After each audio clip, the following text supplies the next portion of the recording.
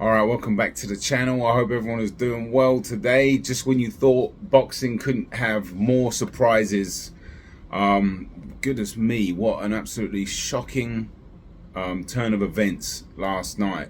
Francis Nganou, on his debut, takes the Gypsy King the distance, drops him in the third, and loses a controversial decision to an extremely poor Tyson Fury. But let's not focus on how poor Fury was.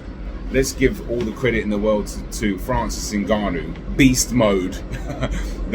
What I mean by beast mode, excuse the train, it's a little noisy, is, look, obviously he put in a sensational performance, and nobody expected that. And I will be the first to admit, look, I didn't do a major fight breakdown. I hadn't watched a lot of him. I was just doing a little punch analysis from the workout. There was a lot of context involved because it was a workout, but nonetheless, I was like, I think Fury's just going to box his head off and probably stop him in the mid rounds.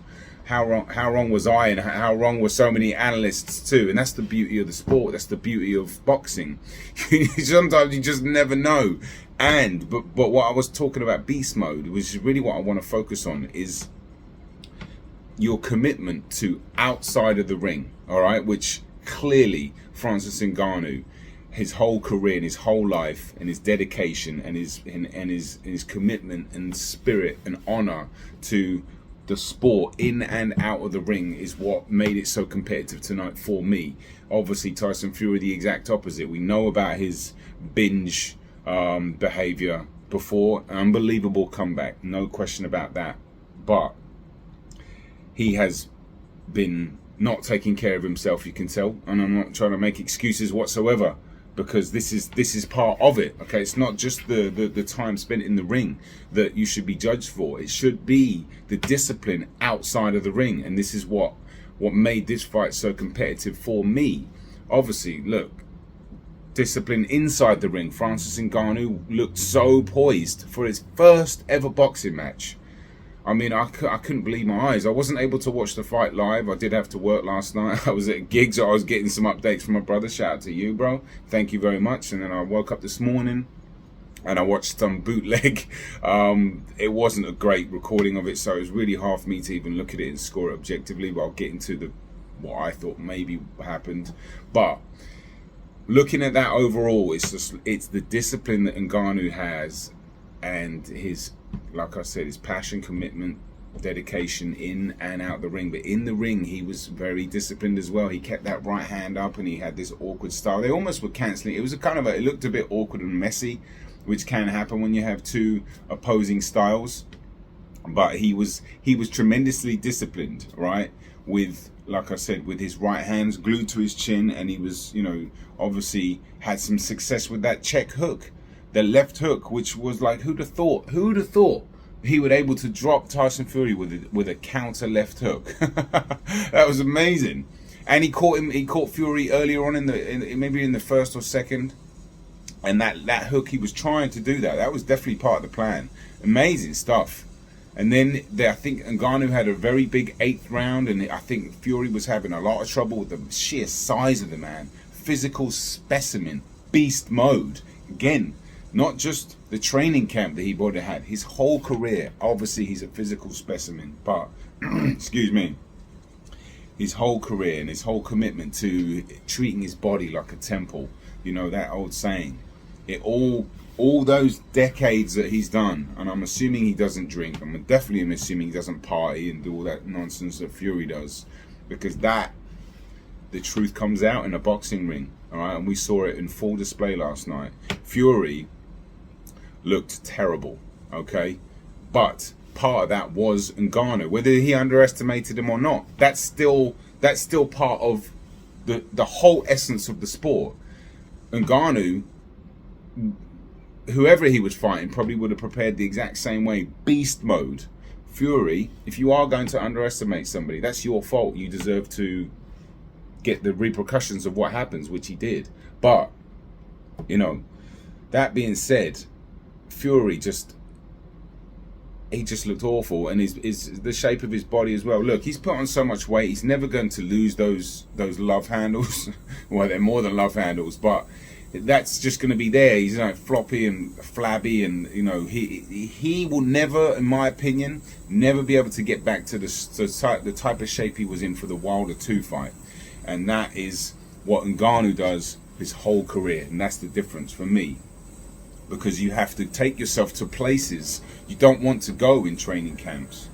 And Fury, like in the Wilder 2 fight, and I said this pre-fight, I was like, he is ready to go. That is a dialed in Fury, and you could see it in his body shape, you could see it in his eyes and his face and his mentality and his performance.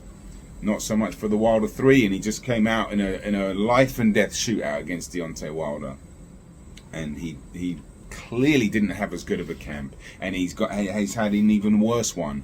And again, it's not an excuse. It's shining a light on Ngannou. That's how you put your dedication and discipline to the sport and what you get out of it. And his name that will go in the history books forever. That was an unbelievable performance from Ngannou, and I'm so happy for him, because look, people were talking about, is this good or bad for boxing? I wasn't like thrilled about the fight in the sense that like I wanted to like excited to watch it, but I wasn't going to poo-poo it either. I was like, all right, that's fine. It's not necessarily for me. I did do a video on about it because I was focusing on some punch technique, which is what I tried to cover on the channel.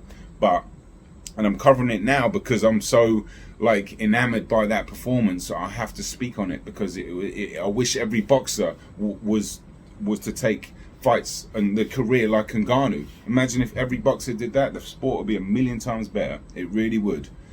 And with Fury, what I was saying was like, is it good or bad for the sport?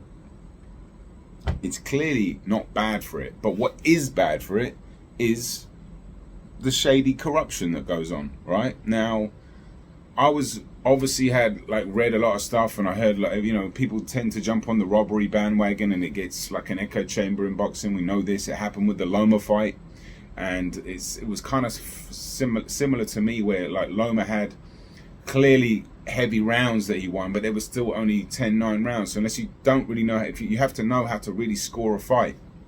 But with this, first of all, when you have a fight signed for an undisputed, that Fury and Usyk are already signed supposedly, that's a red flag, because that fight is going through. There's too much money on the table. We know how boxing works. It's sad, it's wrong, but it is what it is. So Ngannou would have had to wipe Fury out dramatically for them to. I mean, they'll still try and do what they can. You know how it is. It's sad, but that's what hurts the sport more.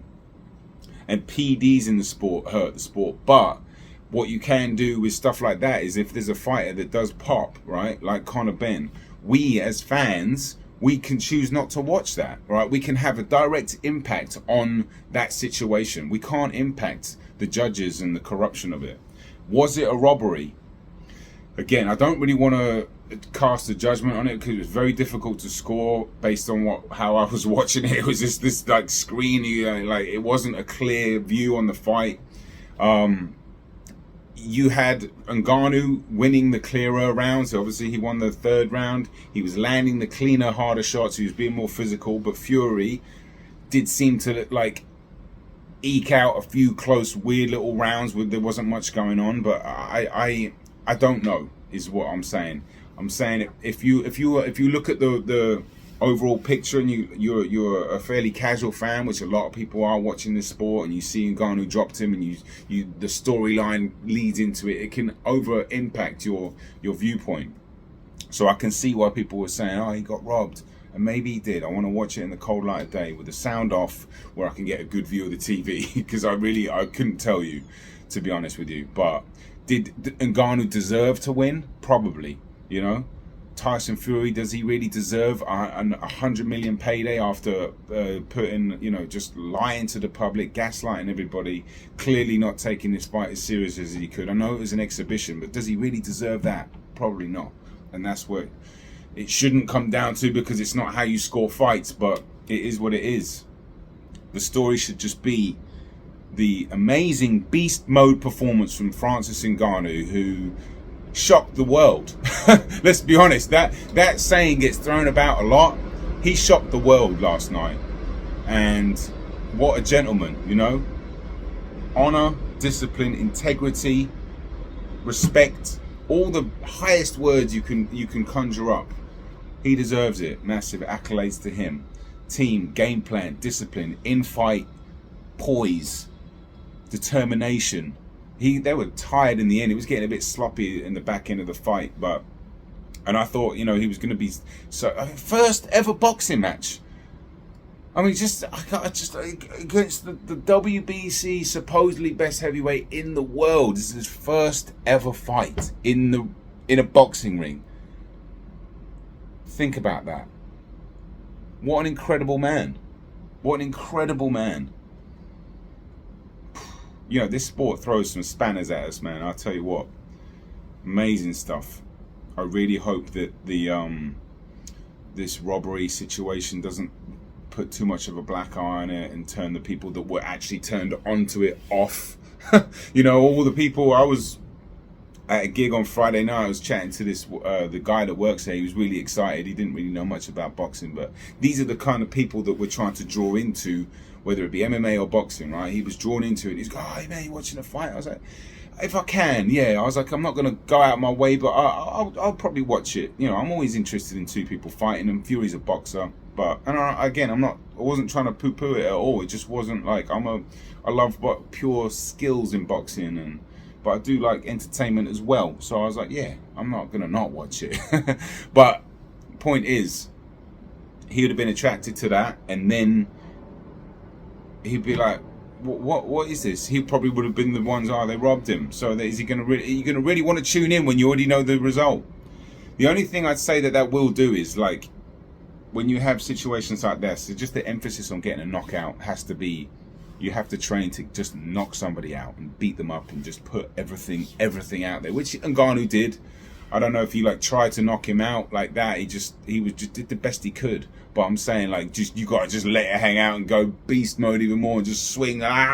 Maybe that's a bit unrealistic, you know what I mean? But point I'm trying to make is, these judges are going to do what they're going to do. Boxing's 2, 3, 4 steps ahead of everybody with what they're doing and the plans and stuff like that. Promoters, it's rigged. It is. But that's never going to take away the kind of performance Francis Nganou had. And as I said before, the boxing ring tells the truth, and that was the truth of the career disciplined athlete. Okay, yes, a specimen, but he's put his athletic gift to the limit. He's got the best out of himself, and you can never underestimate and never not show as much love in the world for that. Getting the best out of yourself, that is the key to this fight, and Fury clearly didn't. Sam Jones, I was watching an interview. He's Joe Joyce's manager. He's a UK manager. He had a funny analogy, saying that, it's that movie Space Jam, where the aliens come and steal the superpowers from the basketball players. He was saying that they did that for Tyson Fury. But look, I don't even agree with that. It's funny, but I think you have to put the discipline in the gym all year round, not just go on a binge and then, you got a 12-week count, let me just quickly suckle all the alcohol and drugs off, because you'll get found out like he did. So respect to Francis Nganou, beast mode. Thank you for tuning in. That is it from me. I hope you guys have a wonderful day. What is it, Sunday today? Be the best you can be, like Francis Nganou, man. Have a great one. Boxing on the Edge. Take care.